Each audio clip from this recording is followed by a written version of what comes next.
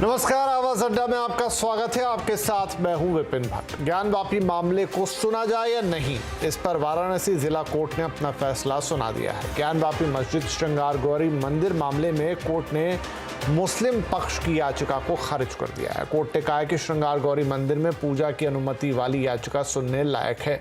साथ ही इस केस में 1991 का पूजा स्थल कानून भी लागू नहीं होता है। कोर्ट के फैसले से जहां एक तरफ हिंदू पक्ष में खुशी की लहर है, वहीं मुस्लिम पक्ष मायूस दिख रहा है। सवाल यह है कि क्या ज्ञानवापी मामले में हिंदू पक्ष का दावा मजबूत है और मुस्लिम पक्ष को कोर्ट के फैसले पर आपत्ति क्यों है? आज आवाज अड्डा में इसी पर होगी बड़ी चर्चा, लेकिन उससे पहले ये रिपोर्ट। हर हर महादेव का नारा लगाए, हर हर महादेव की बम बम बोला है।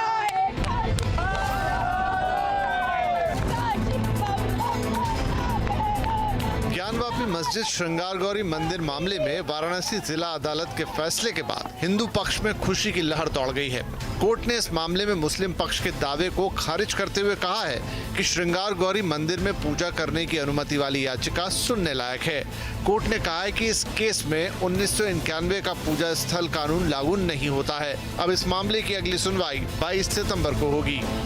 कोर्ट ने मुस्लिम पक्ष को अपना जवाब दाखिल करने के लिए कहा है और 22/9 में इसकी अगली तारीख लगाई गई है। इस जजमेंट के बहुत बड़े मायने हैं, क्योंकि जो हमारी कमीशन की रिपोर्ट है अब वो पढ़ी जाएगी, उसके खिलाफ उनको ऑब्जेक्शन देना पड़ेगा और जो कमीशन की रिपोर्ट में शिवलिंग बरामद हुआ है अब उसमें आगे बात होगी।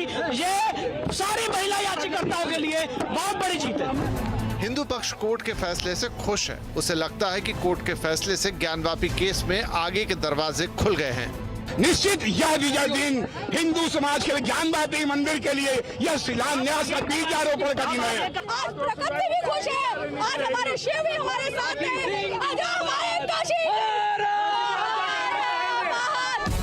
हालांकि मुस्लिम पक्ष कोर्ट के फैसले से असंतुष्ट दिख रहा है, इसलिए वो जिला अदालत के फैसले के खिलाफ हाईकोर्ट जाने की तैयारी कर रहा है। AIMIM के अध्यक्ष असुद्दीन ओवैसी का कहना है कि कोर्ट के फैसले के बाद अब दूसरे मामले भी तूल पकड़ेंगे।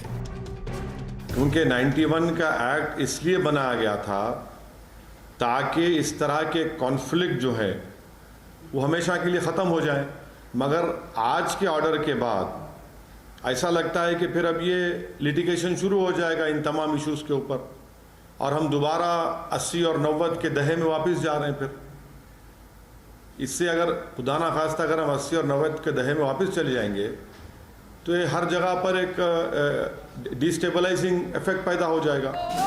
वाराणसी जिला कोर्ट के फैसले से मथुरा श्री कृष्ण जन्मभूमि विवाद में हिंदू पक्ष की याचिकाकर्ताओं का भरोसा भी बढ़ गया है। उनका मानना है कि मथुरा के मामले में भी 1991 का पूजा स्थल कानून लागू नहीं होगा। आज का ये फैसला अभूतपूर्व है और मथुरा श्री कृष्ण जन्मभूमि पर भी ये प्लेसेस ऑफ वर्शिप एक्ट 1991 का मामला अप्लाई ही नहीं करेगा। उसकी सर्टिफाइड कॉपी अभी हमने वहाँ से मंगा रहे हैं और कल हमारी तारीख है 16 तारीख को उसकी सर्टिफाइड कॉपी हम कोर्ट पे दाखिल करेंगे। बीजेपी कोर्ट के फैसले का स्वागत कर रही है। हम कानून में भरोसा करते हैं, कानून पर मुझे भरोसा है, क्योंकि हम कहाँ जाएंगे। मेरे लिए मक्का मदीना तो है नहीं, हमारे लिए तो सब कुछ यही काशी मथुरा अयोध्या ही है, तो हम यहाँ छोड़ करके कहाँ जाएंगे। लेकिन कानून को भी हम सम्मान करते हैं, कानून के साथ।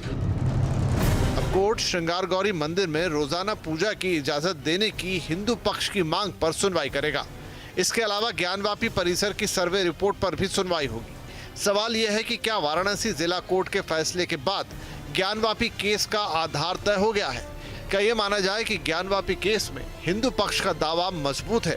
क्या इस केस का आधार मथुरा में श्री कृष्ण जन्मभूमि मामले पर भी दिखेगा?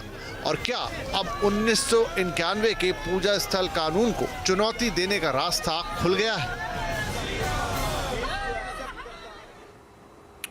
तो ढेर सारे सवाल यहाँ पर हैं और आज जो उन्हीं का जवाब तलाशने की कोशिश होगी। और चर्चा के लिए हमारे साथ कार्यक्रम में शामिल हो रहे हैं विश्व हिंदू परिषद के प्रवक्ता विजय शंकर तिवारी, AIMIM के प्रवक्ता पवन राव अंबेडकर, प्रयागराज टाइम्स के संपादक अनुपम मिश्रा, इस्लामिक स्कॉलर अलीमुद्दीन असादी और सुप्रीम कोर्ट के वकील कपिल सांखला। आप सभी का बहुत बहुत स्वागत है। अब चूंकि फैसला आ गया है, हिंदू पक्ष इससे खुश है, लेकिन मुस्लिम पक्ष ने इस पर आपत्ति जताई है, इसलिए वहीं से शुरुआत करते हैं। पवन राव अंबेडकर, अभी हम ओवैसी साहब को सुन रहे थे, हमने जो पूरी स्टोरी देखी उसमें वो कह रहे हैं कि ऐसा करके तो अब हम पीछे जाने की बात कर रहे हैं और इससे डिस्टेबलाइजेशन होगा। क्यों लग रहा है उनको ऐसा, या आपकी पार्टी को ऐसा? नहीं भट्ट साहब, देखिए अभी आपने जो है अपने प्रोमो में दिखाया है कि एक व्यक्ति कह रहा है कि मथुरा की बात उसने उठा दी। हमारा जो एप्रीहेंशन है वो यही है कि जो आज का ऑर्डर आया है वो ऑर्डर, पहली बात तो इस देश के कानून, रूल ऑफ लॉ को दबाते हुए ये ऑर्डर दिया गया है। मैं पूरी जिम्मेदारी के साथ एक चीज कह रहा हूँ, उत्तर प्रदेश ही नहीं पूरे देश में इस ऑर्डर का बहुत ही गलत असर जाएगा। ये आने वाले भविष्य आप देखेंगे कि इस देश में हम प्रगति की बात करते हैं, वो प्रगति जो है धार्मिक प्रगति के आधार पर हम चलना चाहेंगे क्या, ये हमें तय करना है। मैं आपको एक कोटेशन आपको बता देता हूं, एक स्टेटमेंट देता हूं, सुप्रीम कोर्ट का वो स्टेटमेंट है, मेरा स्टेटमेंट नहीं है। सुप्रीम कोर्ट कहता है एम सिद्दीक के मामले में, this August 1947 is crucial because on that day we are supposed to have emerged as a modern, democratic and sovereign state, thrusting back such barbarity into the past once for all।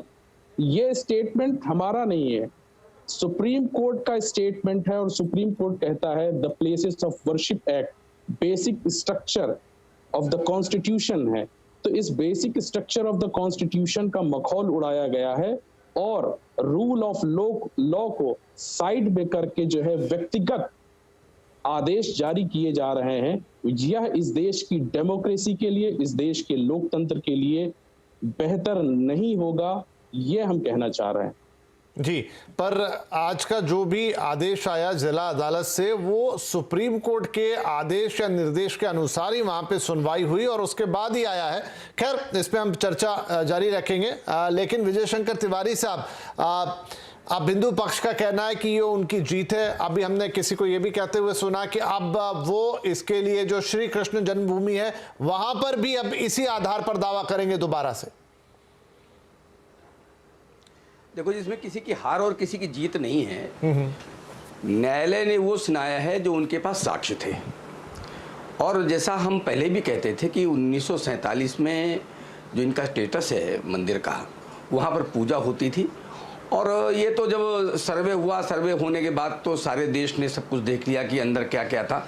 वो तो हम सोच भी नहीं सकते थे, जितना वहाँ पर साक्ष्य मिले हैं, शिवलिंग मिला, जो आकृतियाँ मिली, जो भी धार्मिक चिन्ह मिले, और वो इस सारे विषय को पूरे देश के सामने, दुनिया के सामने उन्होंने खोल कर रख दिया। और जबकि ओवैसी साहब तो केवल एक आड़ उनके पास यही थी, 1991 एक्ट की बात बार बार करते थे, उनको पता था बाकी तो उनके पास कुछ नहीं है इसके अलावा। और कम से कम आज की अदालत के जो आदेश हैं, जो न्याय है उनका, उन्होंने कहा कि नहीं, ये जो मुस्लिम पक्ष का दावा है वो ठीक नहीं है। अभी अम्बेडकर जी एक बात कर रहे थे कि विकास और युद्ध होगा, तो जब श्री राम जन्मभूमि का विषय आया था तब भी विकास की बात होती थी। तो क्या उसके पास विक्रांत नहीं बना, उसके बाद तेजस नहीं बना, उसके बाद भारत ने वैक्सीन नहीं बनाई, भारत ने नई नई टेक्नोलॉजी की उपलब्धियां प्राप्त नहीं की। तो जो विकास है और जो आस्था है, दोनों कोई किसी को काटते नहीं, दोनों पैरेलल चलते हैं। इसलिए तर्क में ये कभी हमेशा लाया जाता नहीं, आप धर्म की बात कर रहे हैं तो विकास